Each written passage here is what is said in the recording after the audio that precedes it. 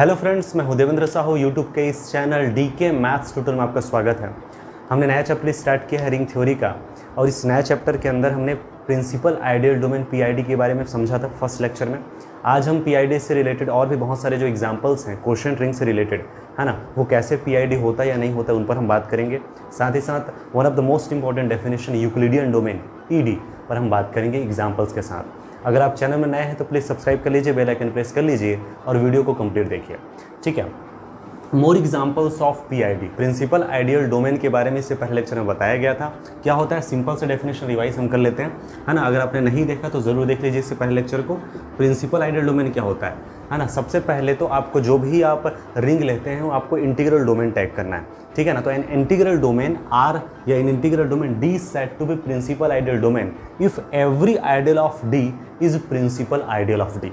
मतलब आप एक इंटीग्रल डोमेन टैग किया, उस इंटीग्रल डोमेन के जितने भी जो आइडियल्स हैं अगर प्रिंसिपल आइडियल हो गए तो समझ लीजिए वो क्या हो जाएगा, प्रिंसिपल आइडियल डोमेन जो डी है वो confirm.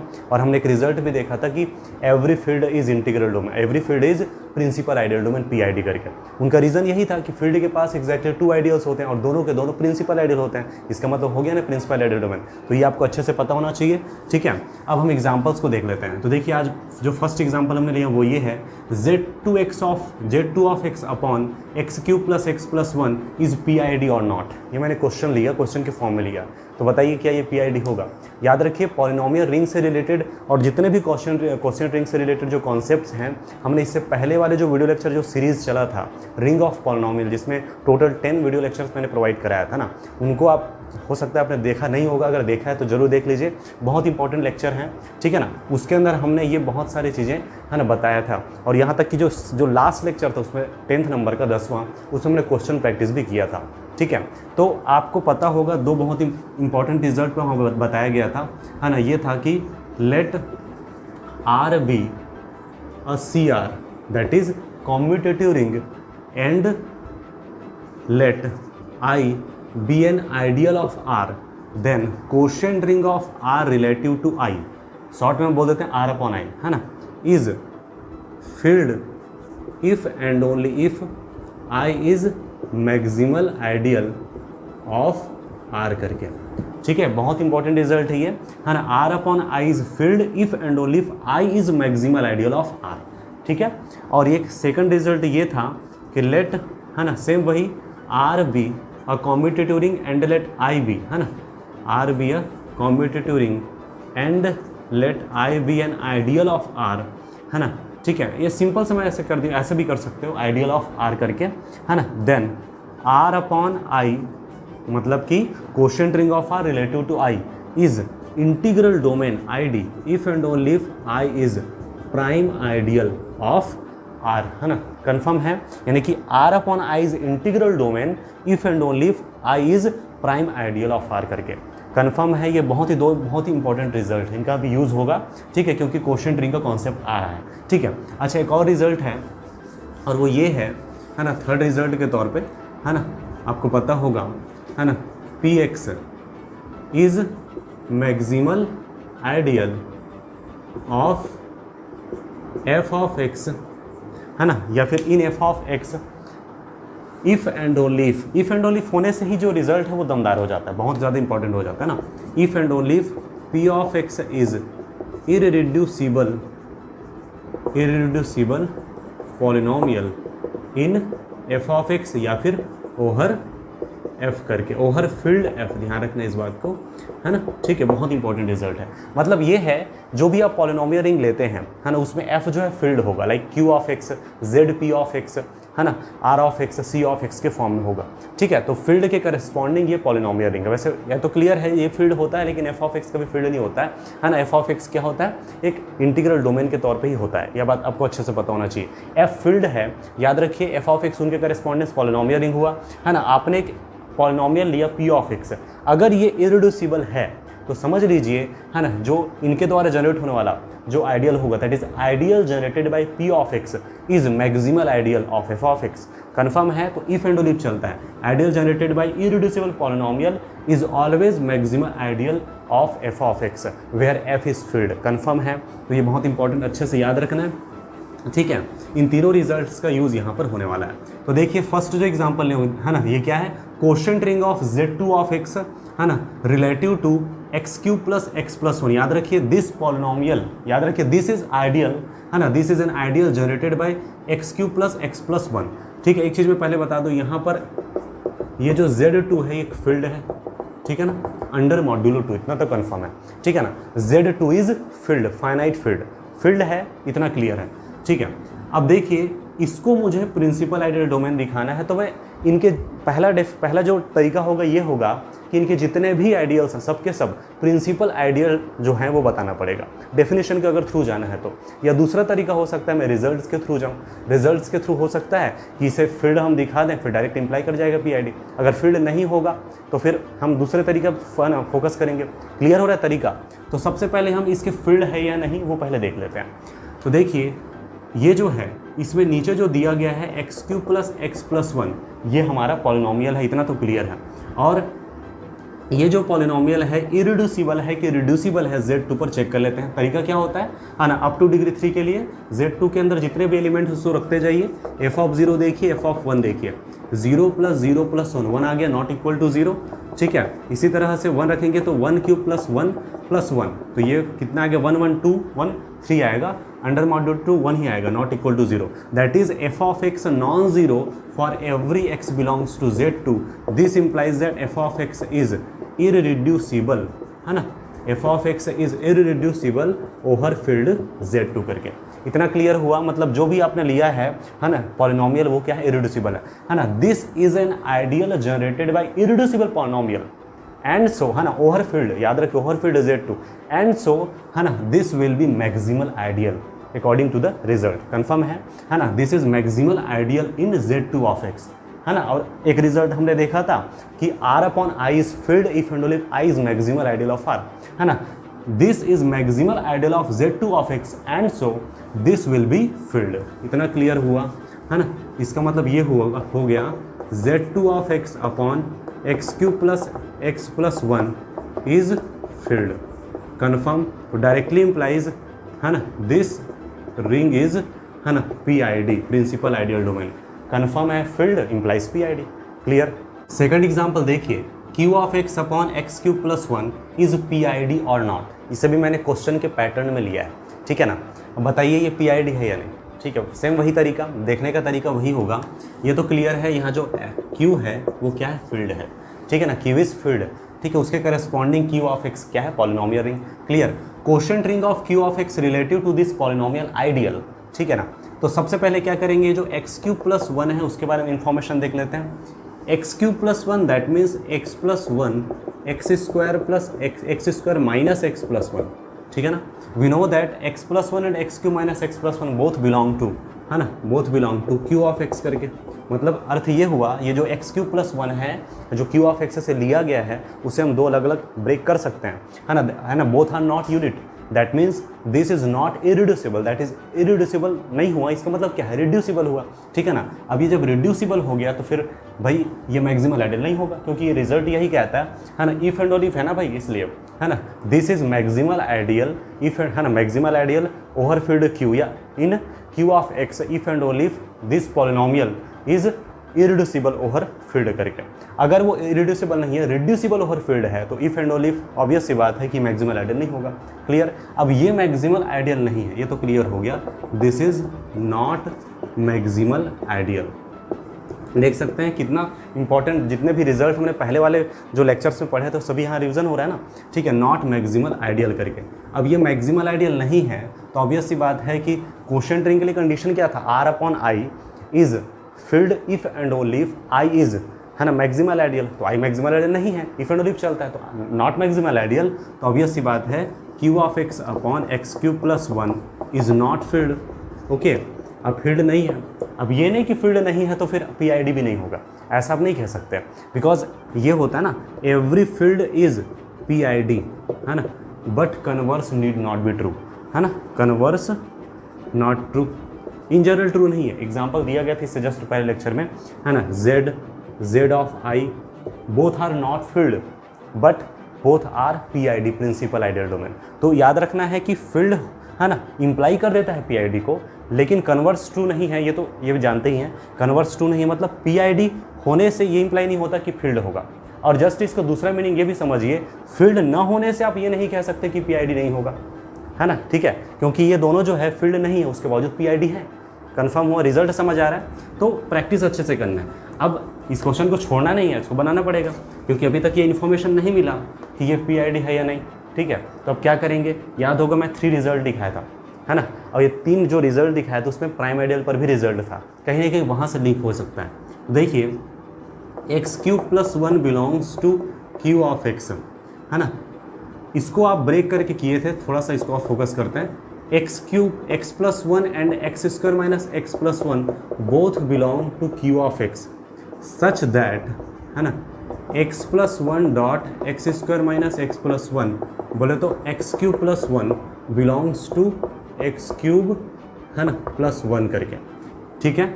But x+1 and x² - x+1, है ना, both does not belong to x³ + 1। Conclusion समझ पा रहे हैं, है ना, ठीक है ना। वी हैव, है ना, वी टेक 2 पॉलिनोमियल्स, है ना, from q of x such that there, है ना, product that means x³ + 1 belongs to this. Obvious सी बात है ना, ये दोनों का जो प्रोडक्ट है, ये दोनों का जो प्रोडक्ट है वो इसके अंदर बिलोंग कर जाएगा, क्योंकि x³ + 1 बन जा रहा है। तो and this is ideal generated by x³ + 1, but x³ + 1 के द्वारा जनरेट होने वाला आइडियल है। तो ऑब्वियस सी बात है कि ये x+1 इसके अंदर तो होगा नहीं, x² - x+1 भी इसके अंदर नहीं होगा। क्लियर हो रहा है? बताने का मकसद ये है कि दोनों का प्रोडक्ट इसमें बिलोंग करता है, लेकिन दोनों के दोनों बिलोंग नहीं करता। इसका मतलब ये हुआ कि this is not prime ideal, ठीक है। कंफर्म हुआ? तो यहाँ से क्लियर हो गया, इम्प्लाइज, है ना, ideal generated by x³ + 1 is not prime ideal, ये हो गया, है ना, प्राइम आइडियल नहीं है। अब ये जब प्राइम आइडियल नहीं है तो याद होगा रिजल्ट ये था, है ना, R/I quotient ring of R relative to ideal I is, है ना, is ID if and only if I is, है ना, I is prime field, I is prime ideal of R करके। ये जो कोशेंट रिंग है वो ID होगा if and only if I is prime ideal of R। अगर ये इफ एंड ओनली है ना, इसका मतलब I is not prime ideal if and only R/I is not ID। इतना क्लियर? इसका मतलब ये हुआ कि अगर ये प्राइम आइडियल नहीं है Q ऑफ X में, तो इसका मतलब Q of X upon x³ + 1, है ना, इज नॉट ID। कंफर्म, है ना, this is not integral domain, है ना, इतना तो क्लियर हो जाना चाहिए। प्रिंसिपल आइडियल डोमेन होने के लिए ये नेसेसरी है कि इंटीग्रल डोमेन तो होना ही चाहिए। डेफिनेशन ही यही है कि इंटीग्रल डोमेन तो होना ही चाहिए। तो इंटीग्रल डोमेन ही नहीं है तो पीआईडी कहाँ से होगा? यही प्रॉब्लम पिछले लेक्चर में लास्ट में बताया गया था ना, जैसे Q क्रॉस R है, Z क्रॉस Z है, इन सब में प्रॉब्लम क्यों होता है? Q है ना, पीआईडी ये भी है, बट कार्टेशियन प्रोडक्ट आईडी नहीं है, इसलिए पीआईडी नहीं है ना। ये पीआईडी है, ये पीआईडी है, ये पीआईडी है ना, याद रखिए। लेकिन इसका जो प्रोडक्ट आईडी ही नहीं है इसलिए पीआईडी नहीं है। सेम वही यहाँ पर फंडा हुआ, ये आईडी ही नहीं है तो फिर पीआईडी कहाँ से होगा? Not ID directly implies not PID, PID implies ID and so not ID implies not PID. Confirm हुआ?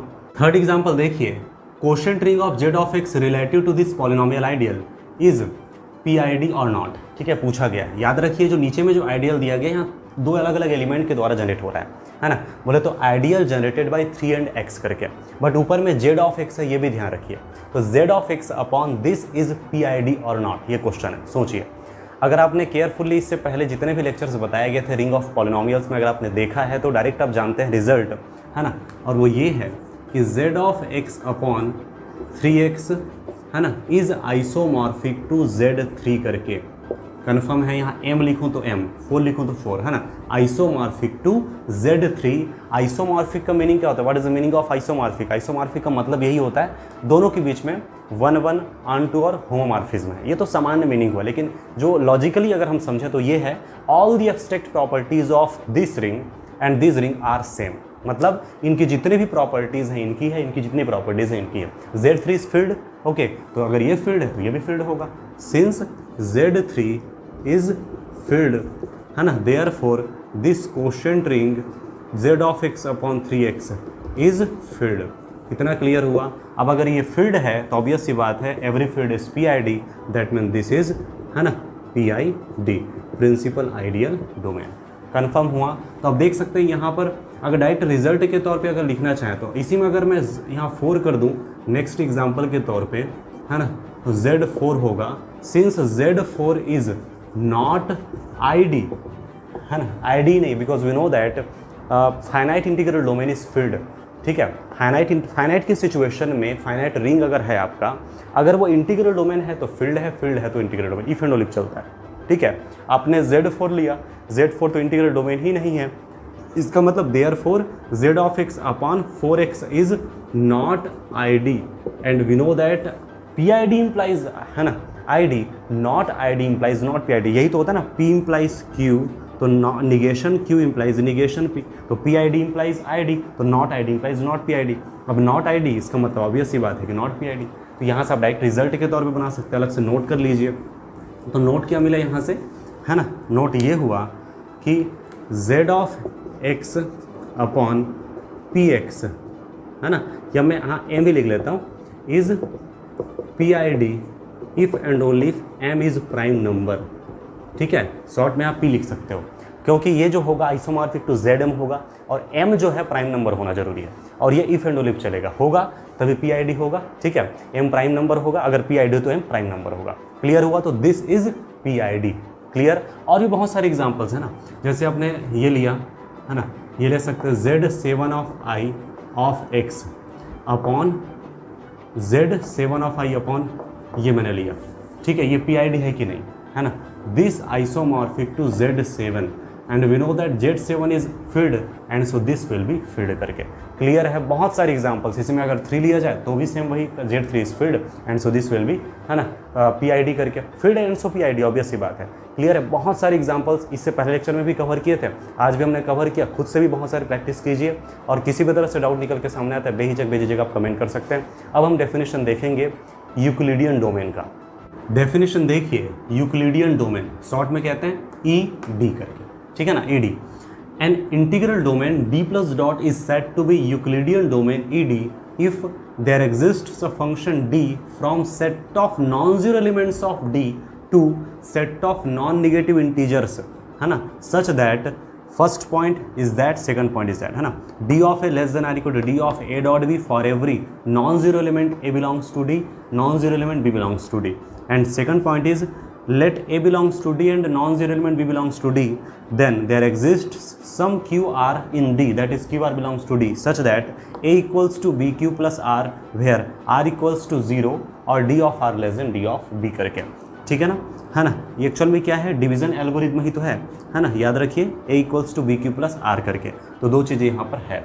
ठीक है, बहुत ही केयरफुली ऑब्जर्व कीजिए, क्लियर कीजिए। कई स्टूडेंट्स ये कहते हैं कि यूक्लिडियन डोमेन का जो डेफिनेशन है बड़ा खतरनाक है, मतलब कहीं ना कहीं थोड़ा सा प्रॉब्लम जाता है कई स्टूडेंट्स को, तो मैं चाहूँगा कि इसको आप केयरफुली ऑब्जर्व कीजिए। बहुत ईजी कॉन्सेप्ट है, मैं एग्जांपल्स के साथ भी क्लियर कराऊंगा, है ना। तो देखिए, सबसे पहली चीज़ तो आप ये नोट कर लीजिए कि ये जो है आपका क्या होना चाहिए, इंटीग्रल डोमेन। इस चैप्टर में 3 चीज़ें हैं, है ना, जिसमें फर्स्ट जो है वो था PID, सेकंड है यूक्लिडियन डोमेन और मतलब शॉर्ट में कहते हैं ED, और थर्ड है यूनिक फैक्टराइजेशन डोमेन UFD करके। तीनों ID से ही निकला हुआ है, मतलब तीनों को हम ID से ही डिफाइन करते हैं। याद रखना है, इंटीग्रल डोमेन पर ही बात किया जाता है। ठीक है, क्लियर है। तो हमने इंटीग्रल डोमेन लिया D प्लस डॉट, उस इंटीग्रल डोमेन ID को ही हम क्या बोलेंगे, ED कहेंगे, यूक्लिडियन डोमेन कहेंगे। कंडीशन ये है कि आपको जो है ना, सीधी सी बात कहूँ तो D एक्सक्लूडिंग सिंगलटन 0 से, है ना, Z greater than or equal to 0 के बीच में एक मैपिंग ऐसा मिल जाए, यही तो है वो। ठीक है ना, है ना, D from D excluding singleton 0 to Z greater than or equal to 0, यानी जो भी आपने इंटीग्रल डोमेन लिया वहाँ से 0 हटा दीजिए, वहाँ से मैपिंग लेना है। किस पर लेना है, set of non negative integers. Set of non negative integers का मतलब क्या है, 0 है और पूरे पॉजिटिव टर्म है, यानी सेट ऑफ होल नंबर्स ही तो हुआ, है ना, यानी कि 0 1 2 3 ही तो हुआ। ठीक है ना, तो याद रखिए यहाँ से यहाँ मैपिंग तैयार करना है, और वो मैपिंग जो होगा वो ये 2 कंडीशन होल्ड कर जाना चाहिए। एक मैपिंग एग्जिस्ट करे यहाँ से यहाँ, और साथ ही साथ वो 2 प्रॉपर्टी को होल्ड करे। फर्स्ट प्रॉपर्टी अगर हम देखें तो ये है कि D of A less than or equal to D of A dot B है ना, जितने भी एलिमेंट हैं A B कहाँ से आना चाहिए, D एक्सक्लूडिंग सिंगलटन 0 से। भाई डोमेन यही हुआ ना, डी के लिए डोमेन क्या है, यही तो हुआ है ना, डोमेन डीओडी मतलब कहने का मतलब है। तो डी के लिए डीओडी है, डी एक्सक्लूडिंग सिंगलटन जीरो। यहाँ से आप जितने भी आप एलिमेंट लेंगे वो ये कंडीशन होल्ड करना चाहिए। उसी के लिए अब डी एक्सक्लूडिंग सिंगलटन जीरो के जो एलिमेंट्स होंगे ऑब्वियसली बात है नॉन जीरो होंगे। तो या तो आप ऐसा लिखिए, या तो यहाँ से एलिमेंट आप लिख लीजिए for every A B belongs to इतना करके, क्लियर है, for every A B belongs to D excluding singleton zero, D of A less than or equal D of A B. और सेकंड होना चाहिए वो है डिवीजन एल्गोरिथम। आपने D से एक एलिमेंट लिया, ये हो सकता है जीरो हो या हो सकता है ना हो, बिंदास यहाँ से डी से लेना है। सेकंड एलिमेंट लेकिन नॉन जीरो लेना है, यानी डी एक्सक्लूडिंग सिंगलटन जीरो लेना है, ठीक है ना। अब ये रिजल्ट है कि देयर एग्जिस्ट क्यू आर, आपको क्यू और आर ऐसा मिल जाए कि a equals to B Q plus r के रूप में लिखा जा सके, है ना। A equal to B Q plus r कोई नया चीज़ नहीं है, डिवीजन एल्गोरिथम का कॉन्सेप्ट है, आपको पता होगा इसे क्या बोलते हैं, है ना। A is dividend, b is divisor, q is quotient, r is remainder, that is, है ना, dividend equals to divisor into quotient plus remainder. अगर हिंदी में कहूँ तो ये हुआ, है ना, भाज्य बराबर भाजक गुणा भागफल धन शेषफल। याद होगा हम मिडिल लेवल के जब थे, है ना, उसमें हम इस तरह के कॉन्सेप्ट बहुत पढ़े थे, है ना। जैसे कि 4 5 को जब डिवाइड करता है, इसको अच्छे से यहाँ समझ लीजिए, मैं अलग से बता देता हूँ, ठीक है। मैं एक सिंपल सा कंसेप्ट आपको पता भी होगा, जब डिवाइड होगा तो आपको क्या मिलेगा, ये मिला। अब इसी को आप ऐसा अरेंज करके लिख सकते हो, है ना। इसमें क्या क्या है ना, ये होता है आपका डिविज़र, ये आपका डिविडेंट, ये आपका कोशेंट, ये आपका रिमाइंडर, ठीक है ना। डिविज़र भाजक, भाग करने वाला, सीधी सी बात, ये तो डिवाइड कर रहा है। और 5 यहाँ पर क्या है ना, डिविडेंट है, भाज्य, भाग करने योग्य, इसी को तो भाग किया जा रहा है, करने योग्य तभी तो किया जा रहा है। और यहाँ पर बचा, है ना, जो मिला रिजल्ट, जो मिला भाग फल कहा जाता है, रिजल्ट मिला, है ना, बोले तो कोशेंट, कन्फर्म। और जो बचा यहाँ पर भाग देने के बाद वो है शेष फल, है ना, इसी को कहा जाता है आप क्या, रिमाइंडर करके। तो यहाँ पर आप देख सकते हो, है ना, ये हो गया आपका 5, है ना, डिविडेंट इक्वल्स टू डिविज़र हुआ 4, कोशेंट हुआ 1 प्लस रिमाइंडर हुआ 1। होल्ड हो रहा है कि नहीं हो रहा है।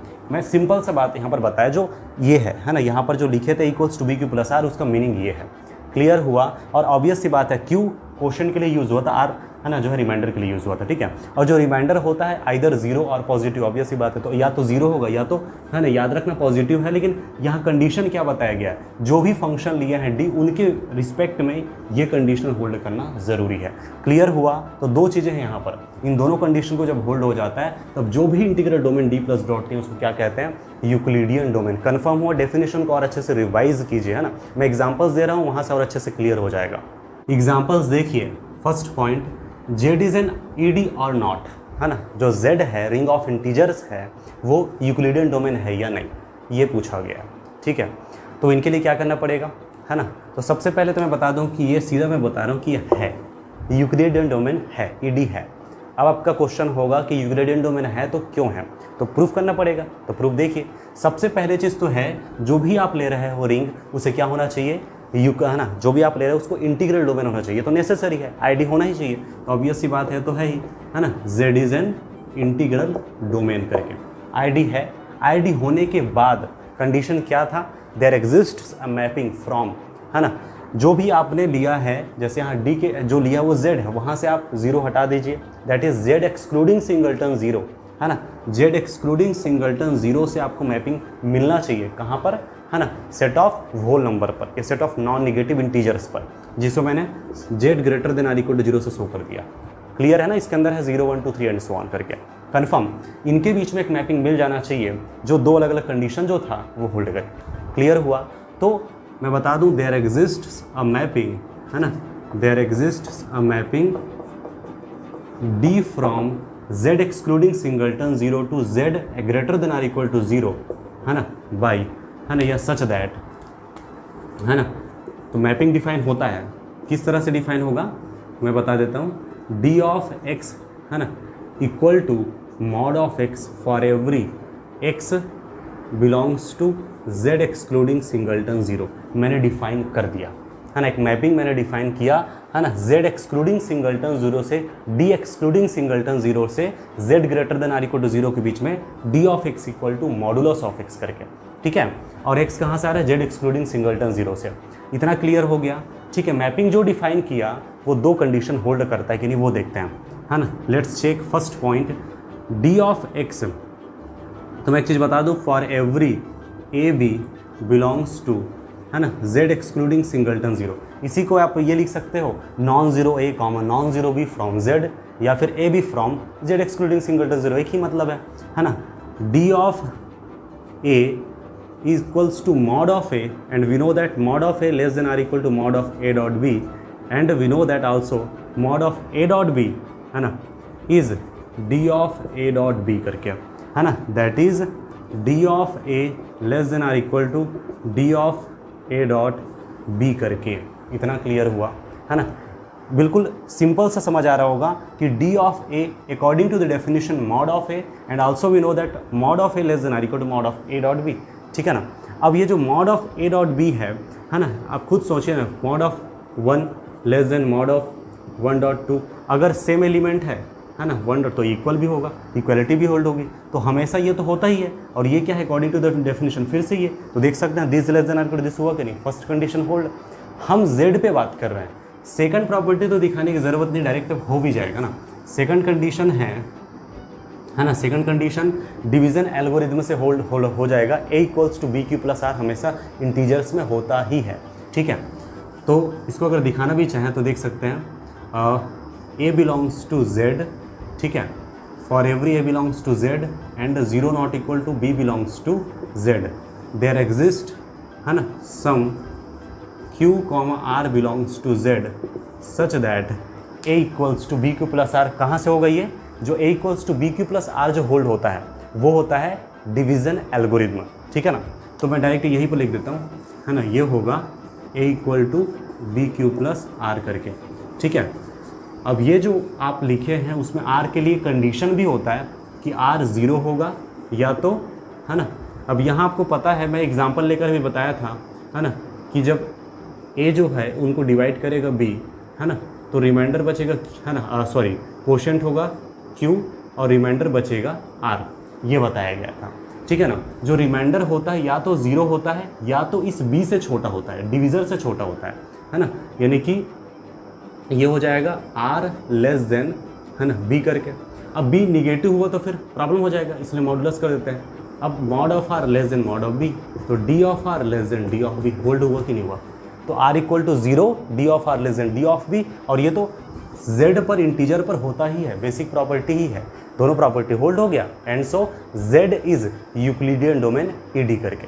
सेकंड एग्जांपल देखिए, Z of i is ED और नॉट, है ना, Z of i that means ring of Gaussian integers या Gaussian ring of integers is Euclidean domain और नॉट, ये क्वेश्चन है आपसे, बताइए, है ना। तो मैं बता देता हूँ कि ये जो है यूक्लिडियन डोमेन होता है, ठीक है ना। अब बोलेंगे यूक्लिडियन डोमेन कैसे होता है, जैसे z को हमने देखा था सेम यहाँ पर भी आप देख सकते हो, ठीक है। तो सबसे पहले चीज़ तो ये है कि z ऑफ i जो है ना, वो इंटीग्रल डोमेन है, इज id करके, फर्स्ट यही है इंपॉर्टेंट, है ना। अगर वो जो आप ले रहे हो अगर वो इंटीग्रल डोमेन ही नहीं है तो फिर कहाँ से हो जाएगा, because integral domain is necessary, है ना, याद रखिए, to be Euclidean domain, confirm है। तो z ऑफ i जो है इंटीग्रल डोमेन है, id है। उसके बाद जो इंपॉर्टेंट बात है वो है कि मैपिंग मिलना चाहिए, तो मैं बता दूं यस मैपिंग मिल जाएगा, there exist a mapping d from z of i excluding singleton 0, है ना, z of i excluding singleton 0 to कहाँ जाना चाहिए, z greater than or equal to 0। जो भी आपने id लिया है वहाँ से 0 हटाइए, है ना, वहाँ से मैपिंग आपको लेना है कहाँ पर, सेट ऑफ होल नंबर्स या set of non negative integers पर, है ना, such that d of x, है ना। और ये जो d ऑफ x है मैं बता दूं कि यहाँ से आ रहा है, z ऑफ i जो है इनके जो एलिमेंट्स है किस फॉर्मेट में होंगे, a प्लस आई बी के फॉर्म में होंगे, याद रखिए। और a भी कहाँ से आते हैं, z से, तो इसको हम डायरेक्ट ऐसे लिख लेते हैं ना, a प्लस आई बी करके, और ये डिफाइन है a square plus B square for every a plus I B belongs to, यही DOD है d के लिए, z of i excluding singleton 0 करके। इतना क्लियर हुआ, ठीक है। तो मैपिंग को अच्छे से याद रखिए, अगर d ऑफ 1 प्लस 2i लेता हूँ तो 1 स्क्वायर प्लस 2 स्क्वायर, है ना, 1 माइनस 3i लेता हूँ तो 1 स्क्वायर प्लस माइनस 3 स्क्वायर, इस तरह से। तो a प्लस आई भी तो a square plus b square में कन्वर्ट हो जाता है। फर्स्ट प्रॉपर्टी हमें देखना है, फॉर एवरी, है ना, for every a plus I B, या तो non zero a plus I B, non zero c plus I D लिखो z ऑफ i से, या तो a प्लस आई बी, है ना, c plus I D belongs to z of i excluding singleton 0 लिखो, है ना, एक ही मतलब है। ठीक है, ये पहली चीज़ हुई। अब ये जो आपने लिया है यहाँ से, दोनों एलिमेंट यहाँ से लिया हुआ है। ठीक है, तो D of A plus I B into C plus I D, है ना, आपको पता होना चाहिए, पहले ये निकाल लेते हैं। अच्छा, ये सबसे पहले अगर निकालें तो क्या होगा, है ना, D of A plus I B होगा A square plus B square according to the definition. D of A plus I B into, है ना, ए सी प्लस आई डी की ज़रूरत पड़ेगी, तो A plus I B into C plus I D पहले अलग से इंडिविजुअली प्रोडक्ट करके देख लेते हैं। ठीक है, ये दोनों से होगा, ये दोनों से प्रोडक्ट होने का तो सिंपल सा जो लॉ है वो है। अब इतना तो क्लियर है, सेपरेट करके कैसे लिख सकते हैं, ए सी, है ना, माइनस बी डी, ठीक है, प्लस आई कॉमन निकला, ये होगा, है ना, बी सी प्लस आई बाहर निकला, और ये बी सी होगा, यहाँ से ए डी होगा, ए डी करके। इतना क्लियर। तो फिर D of A plus I B, है ना, इंटू सी प्लस आई डी, ये हो जाएगा A C minus B D square plus B C plus A D square. ठीक है, according to the definition this square plus this square. अब ये जो होगा A minus B whole square that is A square, है ना, plus B square minus 2ab that is 2ac bd करके, है ना। इसको मैं अगर अरेंज करके लिखूँ तो ABCD लिख सकते हैं, सेम वही यहाँ पर होगा, है ना, BC स्क्वायर प्लस, है ना, AD स्क्वायर। ठीक है, ये प्लस में होगा 2BCAD यानी 2ABCD करके। ठीक है, इतना क्लियर हुआ। अब देखिए, है ना, अच्छा ये माइनस प्लस कैंसिल हो गया, जो बचा वो है AC square plus BD square AD square, है ना, BC स्क्वायर। अगर अच्छे से इसको देखा जाए तो यहाँ से ये होगा A square C square plus B square D square plus B square C square plus A square D square करके। इतना क्लियर हुआ। कहीं से भी आप कॉमन निकाल सकते हो, है ना। जैसे आपने यहाँ से C स्क्वायर कॉमन निकाला, ब्रैकेट में बचेगा A square plus B square है, ऊपर में लिख लेते हैं, है ना। ये होगा equal to A square common निकला, है ना, यहाँ से तो C square plus D square, इसको ऐसे ही कर लेते हैं यहाँ से, है ना। और यहाँ से क्या निकलेगा, B स्क्वायर कॉमन निकलेगा तो भी C square plus D square होगा, तो A square plus B square into C square plus D square. इतना क्लियर है। अब देखिए फाइनली आपको, है ना, जो चाहिए था वो हो जाएगा। D ऑफ, अगर देखें तो D of x equal to D of x का मतलब है A प्लस आई बी। ठीक है, ऑब्वियस सी बात है, इसमें कोई दिक्कत वाली बात ही नहीं है। ये A square plus B square है less than or equal to A square plus B square dot C square plus D square. Simple सा लॉजिक है ना। दोनों को प्रोडक्ट इससे क्या होगा, है ना, बड़ा है बराबर, मतलब ये इनसे छोटा है बराबर। ठीक है, इतना क्लियर हुआ। अब ये जो है किसके इक्वल है, इसके इक्वल है ना, मतलब इसको D of x dot y समझ लीजिए, D of x dot y. ठीक, तो finally D of x less than or equal to D of x dot y for every non zero elements x y from Z of i। Clear हुआ first property. Second property logically ही देखा जा सकता है, direct समझ आ सकता है second, है ना। देखिए मैं एक सिंपल सा बता रहा हूँ, a equals to B Q plus R होगा, यानी x इक्वल्स टू, है ना, for every x belongs to Z of i and 0 not equal to y belongs to Z of i there exist, है ना, q belongs to QR belongs to Z of i। याद रखना x a plus I B के form में है, y a plus I B C plus I D मतलब उसी form में, है ना। सच दैट क्या हो जाएगा, x equal to Y Q plus R, ये हो जाएगा। ठीक है, अच्छे से इसको ध्यान रखिए। ठीक है, अब ये कैसे होगा, लॉजिक बोलेंगे तो लॉजिक सिंपल सा ये है, z पे डिवीजन एल्गोरिथम होल्ड होता है, a equal to B Q plus R होता है ना। और z ऑफ i एक्चुअल में है क्या, a plus I B such that A B belongs to z ही तो है ना। z ऑफ i में a भी कहाँ से आता है, z से आता है। a भी z से आता है, इंटीजर है, और इंटीजर में डिवीजन एल्गोरिथम होल्ड होता है, तो ये a प्लस आई बी जो z ऑफ i से आ रहा है उसमें भी होल्ड होगा। ये 100% श्योर है। लॉजिक यही है कि ये दोनों z से, तो z की प्रॉपर्टी रखता है यहाँ पर डिवीजन वाले कॉन्सेप्ट में। क्लियर है, तो इसको डायरेक्ट लॉजिकली समझिए। तो फर्स्ट प्रॉपर्टी और सेकंड प्रॉपर्टी होल्ड होने की वजह से, है ना, z ऑफ i क्या हो जाएगा, यूक्लिडियन डोमेन यानी कि ईडी करके कंफर्म है। तो z भी ईडी है, z ऑफ i भी ईडी है।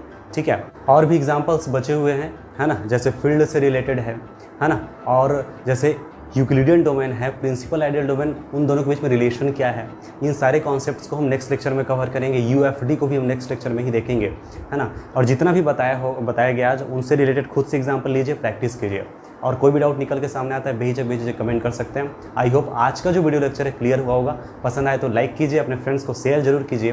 फिलहाल आज के लिए इतना ही। Thank you for watching this video.